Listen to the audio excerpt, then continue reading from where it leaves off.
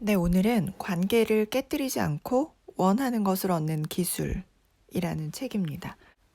이 책은 컬럼비아 대학교 교수 애덤 갤린스키 그리고 와튼 스쿨 교수 모리스 슈바이처 두 분이 같이 쓰신 책이고요. 이 책에서는 이런 질문을 던진다고 합니다. 성공하려면 무엇이 필요할까? 한쪽에서는 인간이 근본적으로 경쟁적이고 자기 이익을 쫓는 것이 최선이라고 말하고, 또 다른 쪽에서는 인간이 협력적이고 남과 힘을 모을 때 성공할 수 있다라고 주장합니다. 그러니까 다른 사람들을 대할 때 우리가 우호적으로 친구로 대할 것인가, 아니면 경쟁적으로 적으로 대할 것인가, 이렇게 생각할 때 한쪽에 치우치지 않고 두 가지를 모두 추구하는 게 인간의 본성이라는 거죠.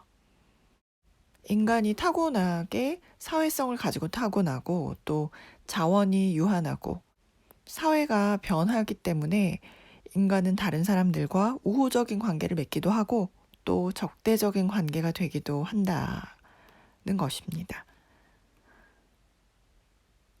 동료나 친구, 배우자, 형제자매, 우리를 둘러싼 모든 관계는 우호적인 동시에 적대적인 관계가 될 수밖에 없다라는 거죠. 둘 사이에 올바르게 균형을 잡아야지만 장기적으로 좋은 인간관계를 만들고 또 원하는 것을 얻을 수 있다라고 이 책은 주장하고 있습니다. 이 책에서 재미있게 봤던 부분은 사람은 누구나 비교하면서 살아간다는 부분이에요. 여러분은 어떠세요? 나는 살아오면서 다른 사람하고 한 번도 비교해 본 적이 없다 라고 말할 수 있는 사람이 과연 있을까요? 사람은 누구나 비교를 하면서 살아간다는 거죠. 다른 사람과의 비교, 그 사회적인 비교, 사회적인 비교의 효과를 이해하기 위해서 중요한 특징을 알면 좋을 것 같다고 나와 있습니다. 첫 번째로는 사회적인 비교는 필수 불가결하다는 거죠. 우리가 살고 있는 사회적인 세계가 불안정하고 워낙에 변화하기 때문이죠. 그래서 그 비교로 얻어낸 정보로 내가 지금 어느 시점, 어떤 위치에 있는지 그런 부분들을 파악하게 된다고 합니다. 매일 7억 명의 인구가 페이스북에 접속하는 이유도 바로 이것 때문이래요. 단순히 정보를 공유하기 위해서가 아니라 지인들과의 관계 속에서 내 위치가 어디쯤 와 있나. 다시 말해서 누가 결혼했고, 누가 승진했고, 누가 최고의 휴가를 보냈는지 파악하는 게 목적이라고 합니다. 그리고 사회적인 비교는 잘난 사람을 올려다보고 나보다 못한 사람을 내려다보게 되죠. 그래서 나보다 잘난 사람과 비교하는지, 나보다 못한 사람과 비교하는지에 따라서 인생의 만족감을 느끼기도 하고 반면에 동기를 부여받기도 하는 거죠. 이렇게 위를 올려다보는 사람은 자존심에 상처를 입긴 하지만 더 열심히 해야 되겠다라고 다짐하게 되고, 아래를 내려다보는 사람은 만족감을 느끼지만 한편으로는 또 태만하기가 쉽다는 거죠. 이렇게 사회적인 비교는 우리의 성과를 개선시키는 동시에 마음을 상하게 하고 성과를 하락시키는 대신에 기분을 좋게 만들어준다고 합니다. 그래서 결국 균형을 찾는 게 필요하겠죠. 그리고 세 번째로는 사회적인 비교 때문에 과도하게 동기를 부여받기도 합니다. 그래서 상대방을 속이거나 경쟁자를 해코지하기도 하고 끔찍한 위험을 감수하기도 한다는 거죠. 그리고 가장 우리가 심하게 비교하는 대상이 누구일까요? 역설적이게도 우리가 정말 제일 비교를 많이 하는 대상은 우리와 가장 가까운 사람이라는 거죠. 그래서 가장 흔한 비교 상대는 친구고, 이 과정에서 친구가 적이 되어버리는 거죠. 그래서 이런 관계에서 우리가 협력과 경쟁 사이에서 어떻게 균형을 찾는지 그런 부분들에 도움을 주는 책입니다. 내가 돈을 좀 버는 편일까? 부엌을 좀 수리를 해야 되는 걸까? 우리 아이들이 학교에서 잘하고 있는 걸까? 내가 살을 좀 빼야 될까? 이런 부분들을 그냥 진공 상태에서 답을 얻을 수는 없죠. 그런데 우리가 의식적으로 무의식적으로든 우리 주변 사람들, 친구들과 비교를 하게 된다는 거죠. 다른 사람하고 비교하는 일. 그게 가장 치명적인 이유 중에 하나는 우리가 비교하는 일을 그만둘 수 없기 때문이래요. 에모리 대학교의 프랜스 드월 교수는 흰목 꼬리감기 원숭이를 이용해서 이 사실을 보여줬다고 합니다. 원숭이에게 일종의 훈련을 시킨 거죠. 돌멩이 하나를 주면 오이를 이렇게 먹이로 주게 되는 그런 상황이었어요. 그래서 원숭이들에게 돌멩이를 주게 하고 손을 내밀면 원숭이가 그 돌멩이를 나에게 주면 내가 이제 오이를 하나 주는 거죠.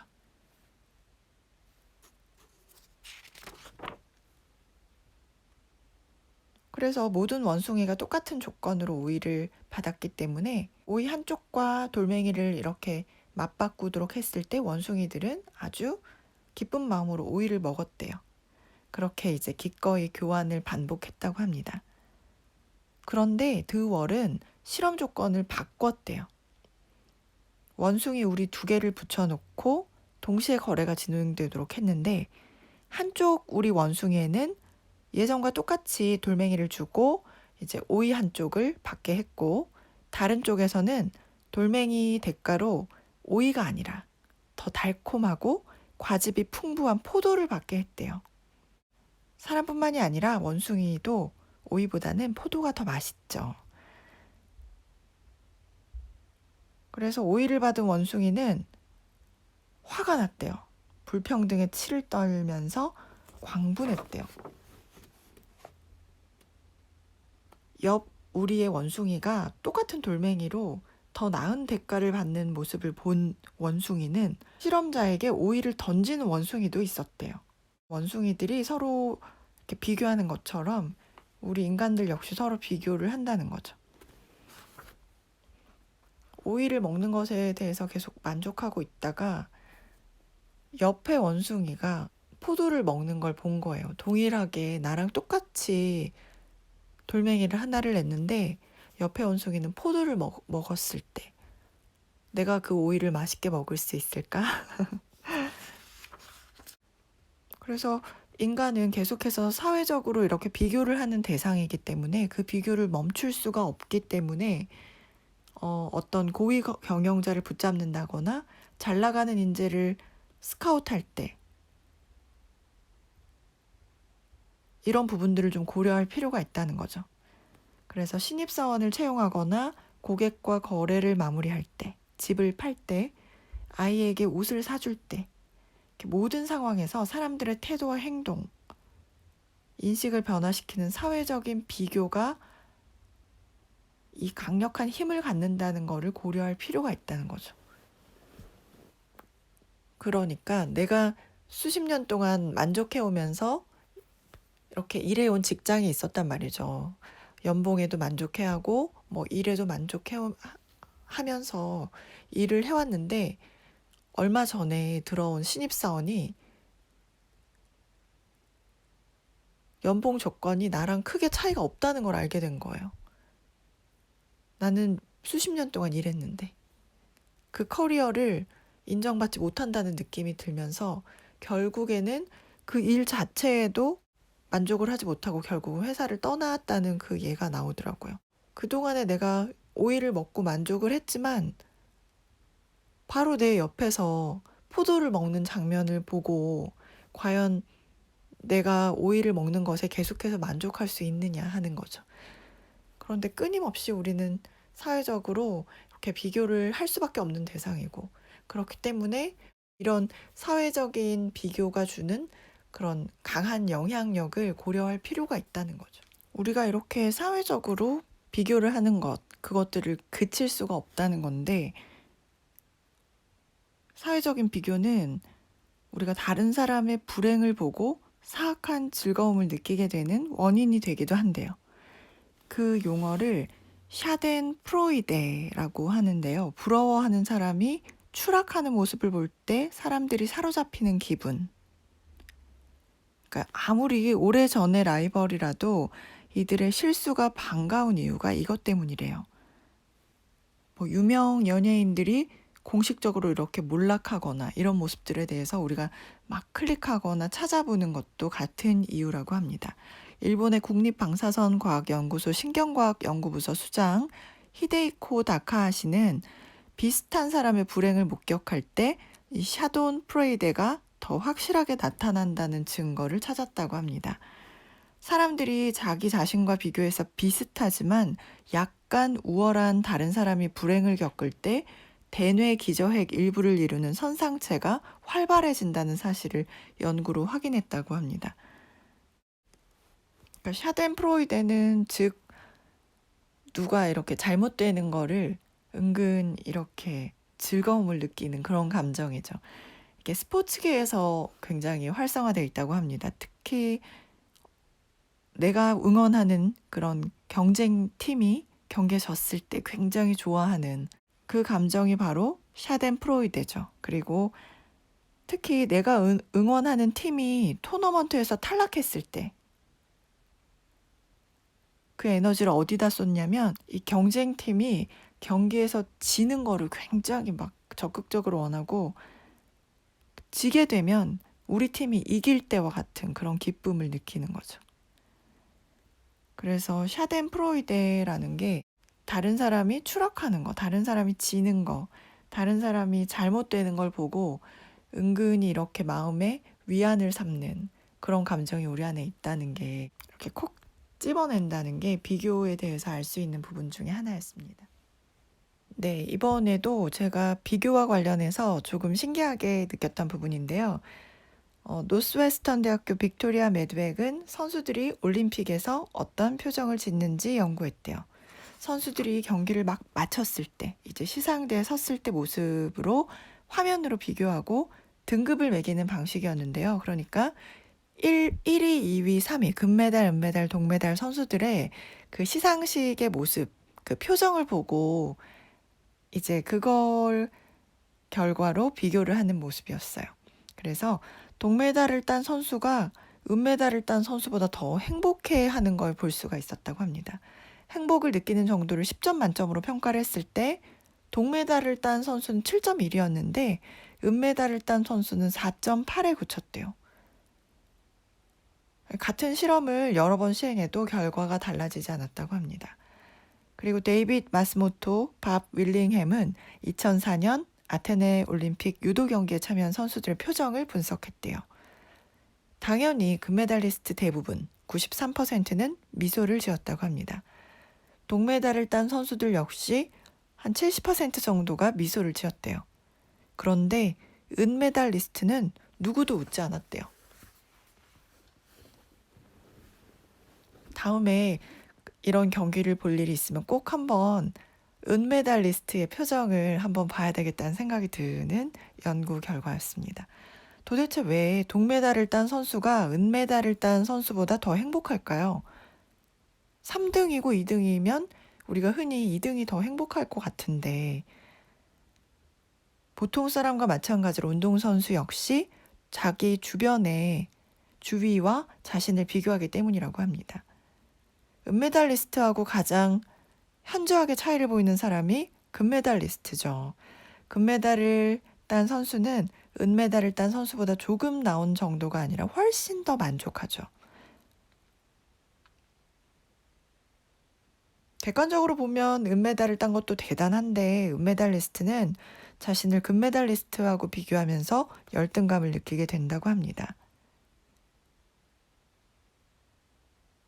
그런데 동메달은 또 이야기가 다르대요. 동메달리스트는 4위와의 비교에 더 크게 영향을 받는다고 합니다. 4위에겐 어떤 메달도 주어지지 않고 시상대에도 자리가 없죠. 그래서 동메달리스트는 아슬아슬하게 단순한 참가자 처지를 면하고 메달리스트가 돼서 다행이라고 여긴대요. 물론 3위보다 2위가 낫지만 3위까지는 모두 메달리스트죠.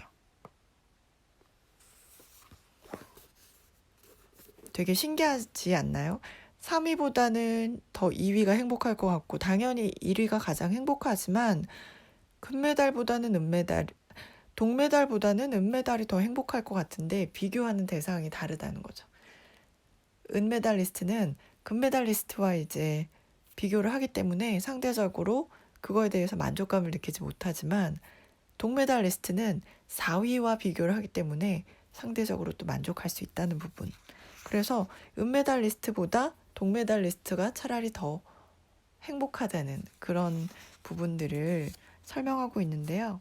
이렇게 사람들은 사회적인 비교를 할 수밖에 없는 상황인데, 그리고 이 사회적인 비교가 우리에게 굉장히 큰 영향을 미치는 것도 사실인 것 같아요. 그러면은 어떻게 하면 사회적인 비교의 힘을 우리에게 유리하게 사용할 수 있을까요? 사회적인 비교를 유리하게 사용할 수 있는 원칙이 나와 있습니다. 그 중에 하나는 사회적인 비교가 자연스러운 순서를 따르는지 평가하는 거래요. 형제 중에 경쟁적인 관계에 있는 두 가지 경우를 예로 들고 있는데요. 케네디 형제가 나와 있어요.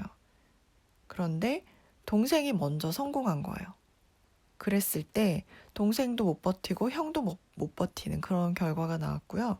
그리고 자매의 예가 나와요. 이 자매는 테니스를 하는 자매인데 언니가 먼저 잘 되고 그 다음에 동생도 잘 되고 서로 윈윈 했던 그런 결과가 나오거든요. 그래서 좀 사회적으로 비교가 자연스러운 순서를 따르는지, 그러니까 형이 이기고 동생이 이기는 게 자연스러운 순서라는 거죠. 그랬을 때 나에게 적용할 때는 동료가 이길 것이라고 예측하고 실제로 그가 이겼다면 이게 불편하기는 하지만 치명적이지는 않다는 거죠.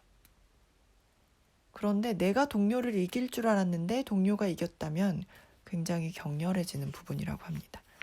그래서 이런 부분을 좀 유리하게 사용하기 위해서는 자연스러운 순서인지. 두 번째 원칙은 올바른 균형을 찾으면 결국 경쟁하기 위한 새로운 기회를 제공받을 수 있다는 거죠.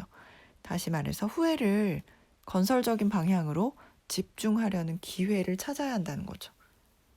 내가 만약에 사회적인 비교에서 졌다. 그랬을 때 그 후회를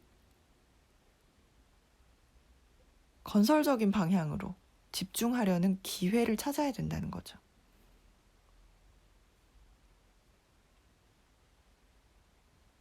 내가 졌다는 거에 대해서 계속 상처받으면서 계속 그렇게 나를 갉아먹는 게 아니라 거기서 다시 일어서고 새로운 기회를 찾아내야 된다는 그런 부분이고요. 그리고 세 번째로는 정말 중요한 부분 중에 하나라고 생각해요.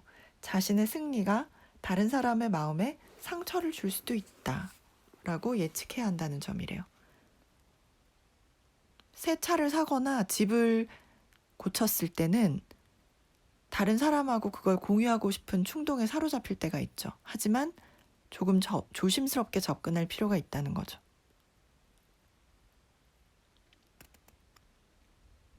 겉으로는 사람들이 축하를 해주겠지만 인정하지 않더라도 다른 사람들이 마음속으로 부러워하고 있을지 모른다는 사실을 명심해야 한다는 거죠.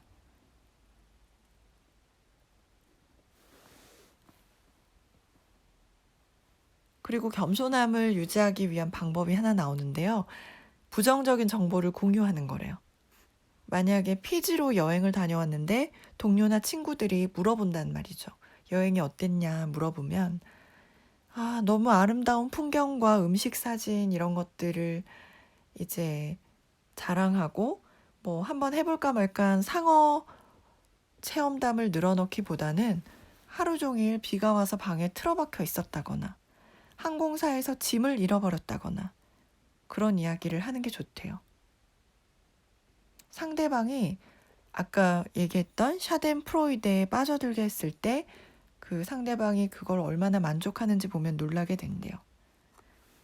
그리고 마지막으로 동기를 부여하기 위해서 사회적인 비교를 활용할 때 중요한 규칙을 설명하겠다고 합니다. 내가 약간 우쭐해지고 싶을 때는 나를 돋보이게 만드는 비교를 하고 또 동기를 부여받고 싶을 때는 나를 낮추는 비교를 한다는 거죠.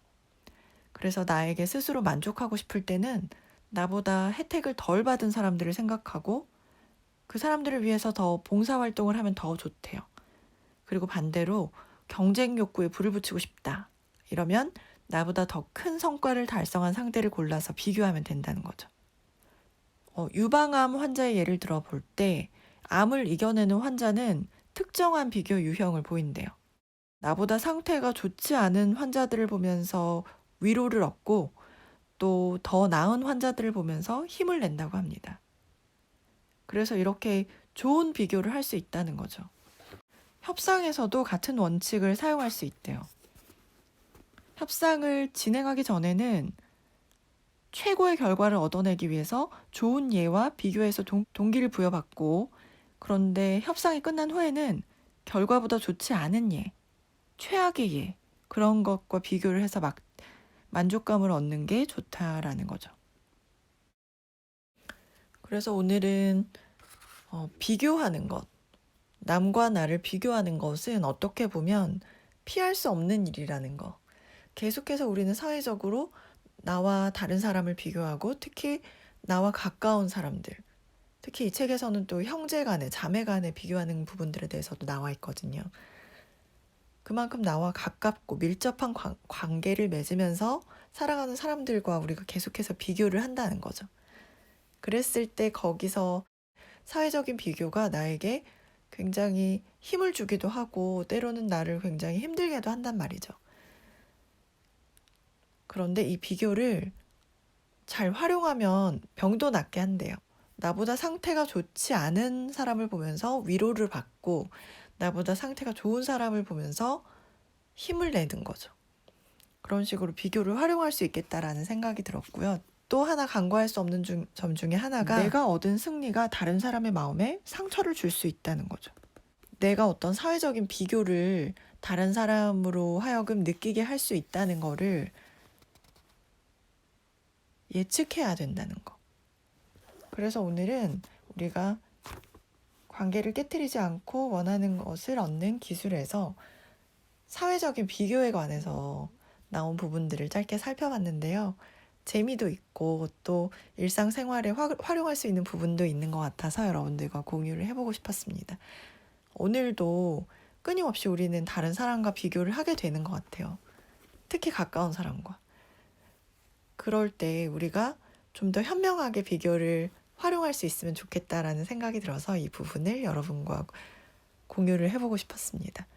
오늘도 여러분 자신을 행복하게 하는 그런 비교를 하셨으면 좋겠습니다. 네, 감사드립니다.